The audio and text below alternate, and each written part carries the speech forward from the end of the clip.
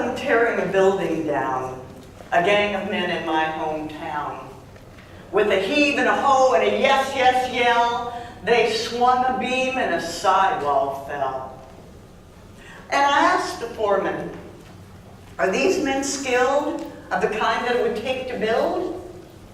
Oh no, no indeed, common labor is all I need. For I can destroy in a day or two what it took a team 10 years to do. And I asked myself as I went my way, which of these roles do I want to play? Am I tearing down as I carelessly make my way around? Or am I building with care so that my company, my association, my country is a little better just because I was there? This is a poem I've heard my dad give many, many times by Edgar Guest. And I think building is right at the heart of the spirit of Cavett. Okay, so what's the spirit of Cavett? What is the spirit of NSA? And how is it relevant to our bottom line? How does it help us make a living in this business? Well, I got 20 minutes, so I'm going to talk fast and you're going to have to listen fast. We're going to talk about rubbing elbows with champions. We're going to talk about raising the bar. And we're going to talk about making the pie bigger. Rubbing elbows with champions. My dad grew up on the Mississippi A&M campus. His dad was dean of the agricultural college there. And little 12-year-old Cavett used to like to go down to the track. Coach Hayes was his role model. And Coach Hayes was training 3 Olympians, and he was a kind man. He used to allow Cavett to run around the track with these Olympians as a warm-up. And my dad just thought this was the greatest thing, feeling their pacing, hearing their breathing, watching them sweat. My dad called it conditioning. And he said, conditioning is just as important as learning and stays with us so much longer. Rubbing elbows with champions.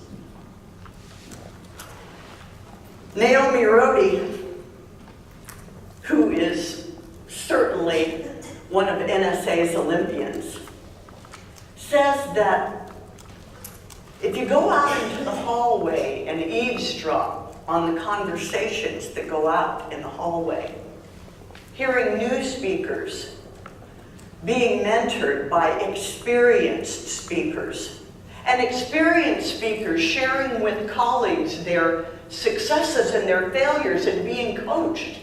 She says it's hard to determine whether the meeting rooms where seasoned pros like Randy Pennington share their secrets of success are more effective than the hallway conversations that go out. This is rubbing elbows with champions, and that was a feeling that my dad really wanted to instill in NSA, in our culture. We are rubbing elbows with champions. Dad would say, we can't be exposed to the influence and love of each other and ever be the same again. We are family. Raising the bar. When my dad first had the concept of building NSA, he did a little market research with the meetings industry and asked meeting planners about inviting in paid professional speakers outside of the organization. And he found out that only 3% were inviting outside paid speakers. And he asked around, and why is that? And he said, oh, we had one of those guys once. Yeah, all they did was talk too long, try to hawk their product, and told dirty jokes. No, never again. So my dad thought, okay, NSA is going to have to teach people about building a reputation in the minds of the meeting planner. He felt reputation as building your reputation in your business and in your industry was one of the most important things. He used to like to quote from Shakespeare, "He who steals my purse steals trash. 'Tis something, 'tis nothing, was mine, 'tis his, was slave to thousands. But he who filches from me my good name robs me of that which not enriches him, but makes me poor indeed." Reputation, building it in the minds of the meeting planners regarding the industry and in each other. And he said it's not going to happen overnight. You can't throw an egg in the barnyard and expect it to crow tomorrow. That's what my dad used to say. He was raised on a farm in the suburbs. Ethics. That's why he wanted to have an ethics committee. Do's and don'ts, best practices. Very important to building a reputation. My good buddy Margarita is going to be raising the bar later on this afternoon by talking about ethics. This is a service industry, serving people. Whenever you're up here, you need to ask yourself, is it here I am or there you are? If it's here I am, you're never going to be worth a darn as a speaker. It's there you are. How can we serve the people in our audience? Jim Cathcart, another Olympian in our organization, used to stand by the door and greet people as they came in, asking them what do they want to get out of this program. It was so important for him to be able to give them something of value. He used to always be on the front row taking notes, just like you are. Just nodding, smiling, encouraging each other. Nito Cobain and Michael Frank called him the great encourager. But what it was really about, my dad could see potential in people. And he knew that if he believed in someone, they could rise to that potential. And it's true. Raising the bar. The bigger pie concept. We've heard this. This is my favorite subject to talk about regarding my dad, because it is possibly one of his most unique features. It's all about the more you give, the more you receive. It's an age-old law of life. Naomi Rhodey said it's probably been the making of hundreds of top-notch speakers in NSA, and maybe thousands of speakers all over the world through the International Federation of Professional Speakers. Dan Burris, a hero of mine and certainly an NSA Olympian futurist, said that when he first met my dad, he recognized a leader that planted inside of NSA the concept of open and honest knowledge sharing, holding nothing back, sharing this information to lift the industry. And every year we celebrate it with the Cavett. Not necessarily, although sometimes, but not necessarily the greatest speaker in the world, but the speaker who outgives everyone else. Randy Pennington, I was so proud of him receiving that last year. What a giver he is. And that's what we celebrate by giving the Cavett.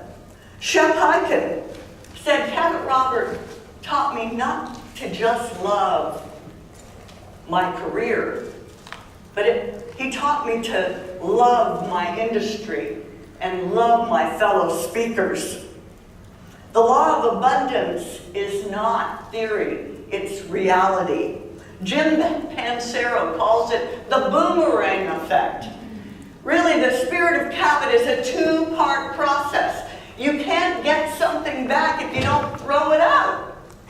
The boomerang effect. He said it was by volunteering at meetings, to serve others, to chair events, to serve on boards. He said he was mentored by the best in the business. He never would have gotten to meet them if he hadn't been serving on a board or volunteering at a meeting. He had experiences that he never would have gotten had he not thrown the boomerang out to begin with. My friend Scott Friedman, a mentor of mine and a brother, we've known each other a long time. In fact, I wouldn't even be here right now if he hadn't encouraged me to do this last year. I've been coming since 1986, but I've done very few programs, but I want you to get to know the spirit of Cavett. So if you like what I said here today, you can thank me, but if you don't like it, you can blame him. He said collaboration is the new competition. Collaboration is the new competition. How can you outgive everyone else? He said abundance and a grateful heart go hand in hand. And in the spirit of Cavett, my sister Lynn and I, oh, by the way, she's back there. I want to introduce my sister, Lynn Robert. Lynn, can you stand up and say hello?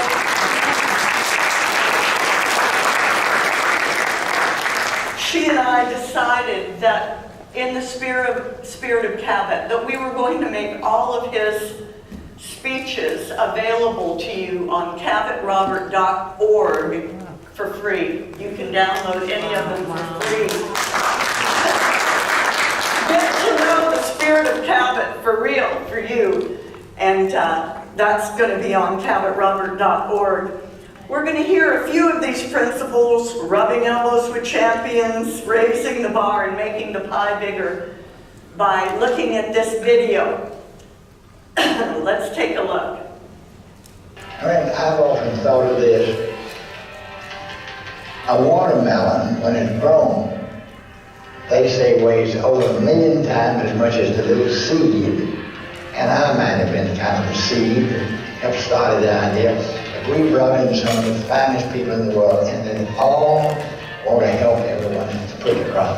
Caring, sharing, hugging, loving. It's like one big family. It really is. And it's going to continue to grow and grow. I'm just amazed every time I go to a meeting and see how new people come in and how you come in. Well, so-and-so was my mentor, and he brought in. He teaches me. And as long as we try to help each other, we call it, we want to not fight over the pie, just make a bigger pie and we all get a slice out of it.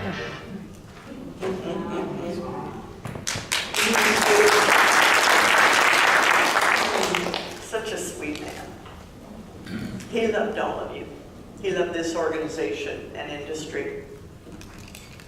For his 83rd birthday, I wrote a song for him called The Lamplighter. It was inspired by a poem by the same name by Robert Louis Stevenson. It's about a little boy who waits by the windows every night, catch a glimpse of the lamplighter as he walks down and lights the gas lanterns. And his father's a banker and his uncle's a seaman, but what he wants to be is a lamplighter, lighting the way for those who will follow. And as you go through the next few days at this wonderful convention, put together by mostly volunteers, I hope you experience something a little finer than just learning. I hope that you experience something a little nobler than just net worth. And I hope that it ignites inside of you a flame that starts burning so bright you cannot keep it inside, and you have just got to share it with other people. And then you discover that you too are a lamplighter, lighting the way for those who will follow.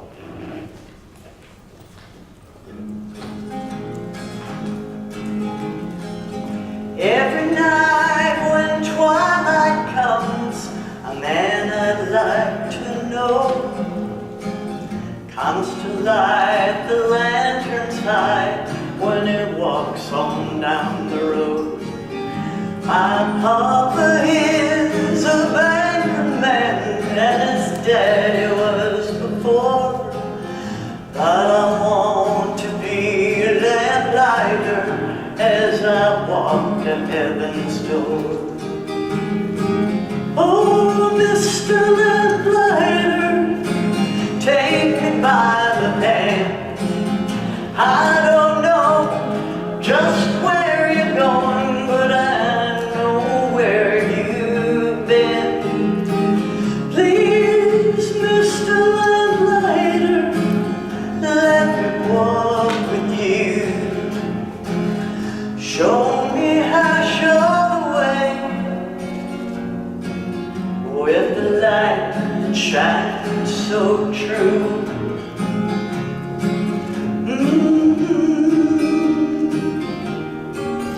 Yes, he lights the way for those who walk a pilgrim's journey road. 'Cause there are those that would turn back a carrying their load. But dark to light, he fills the night, and hope can build anew. I want to be that lighter who lights the way for you. Oh, Mr. Lamplighter, take me by the hand. I don't know just where you're going, but I know where you've been. Please, Mr. Lamplighter, let me walk with you. Show me how to show the way with words that speak so true.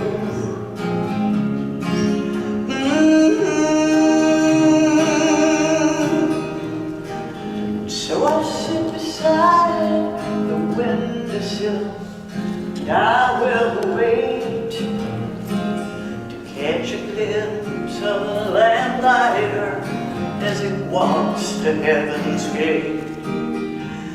When I grow up, I know just what it is I want to be.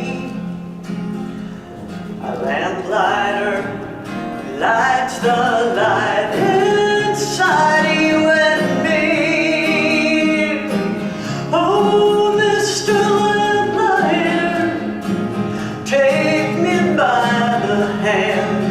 I don't know just where you're going, but I know where you've been. Please, Mr. Lamplighter, let me walk with you. Show me how to show the way